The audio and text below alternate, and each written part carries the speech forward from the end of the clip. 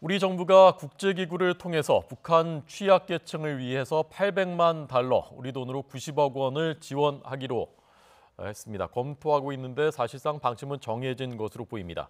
상당한 논란이 예상됩니다. 김주환 정치안보 전문기자 나오십시오. 네, 김주환입니다. 네, 대북 지원이 검토되고 있군요. 네, 통일부가 북한의 아동과 임산부를 위해 800만 달러, 우리 돈 90억 원 정도를 지원하는 방안을 검토하고 있다고 밝혔습니다. 통일부 관계자는 오늘 유니세프와 세계 식량계획 등 유엔 산하 국제기구의 요청에 따라 오는 21일 예정된 교류협력 추진협의회에서 지원 방안을 논의할 예정이라고 말했습니다.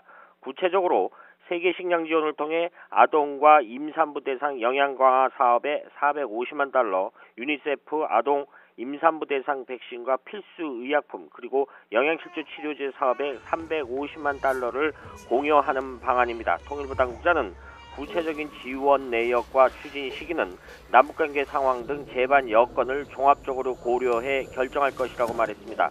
이번 지원 방안이 결정된다면 21개월 만에 정부 차원의 대북 지원이 재개되는 겁니다. 지난 2015년 12월 유엔 인구기금 사회경제 인구와 건강조사 사업에 80만 달러를 지원한 것을 마지막으로 국제기구를 통한 대북 지원은 지난해 1월 북한의 4차 핵실험 이후 중단됐습니다.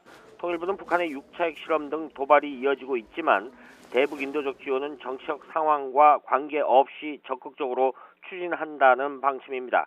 앞서 정부 고위 당국자는 지난주 기자들과 만난 자리에서 강한 제재를 하는 나라도 북한에 대한 인도적 지원은 계속하는데 우리는 그렇지 않다며 이는 바람직하지 않다고 말했습니다. 이 당국자는 인도적 대북 지원이나 민간 교류는 정치 군사적 상황과는 달리 해야 한다는 원칙이 있지만 관련 국가 무관하게 하기 힘든 측면도 고려해야 한다고 말해 한미 간 엇박자도 감안하고 국민도 이해할 수 있도록 하는 방향으로 좀 더 자연스럽게 진행하도록 하겠다고 말한 적이 있습니다. 하지만 6차 핵실험 등 북한에 잇따른 도발 상황에서 우리 정부의 대북 인도 지원 추진 검토에 상당한 논란이 따를 것으로 예상됩니다. 지금까지 YTN 김주환입니다.